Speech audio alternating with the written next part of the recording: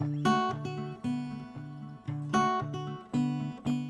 y'all, this is Joe with the community engagement team at Rad Power Bikes.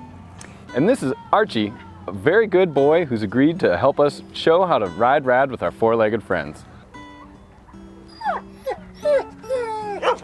With our new lineup of pet accessories, it's easier than ever for your best friend to tag along on your ride. But before you grab the leash and hit the trail, there are a few things you should do to make sure your pup's ready to roll.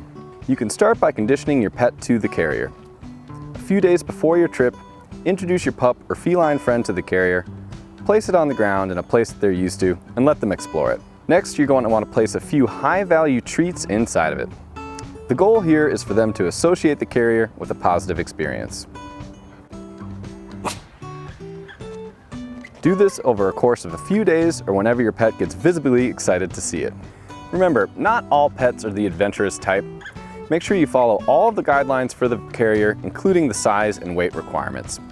You want to keep your best buds safe. As a cyclist, you know how important it is to stay hydrated. The same rule applies for your pet, especially during the dog days of summer when the heat really ratchets up.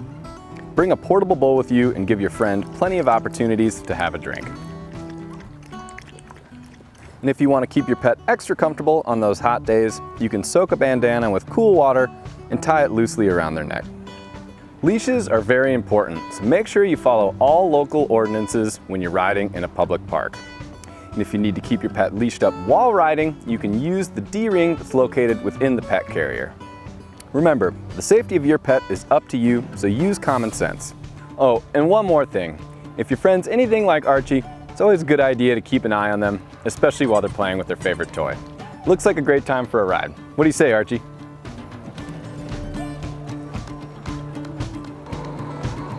You're a great co-pilot, Archie.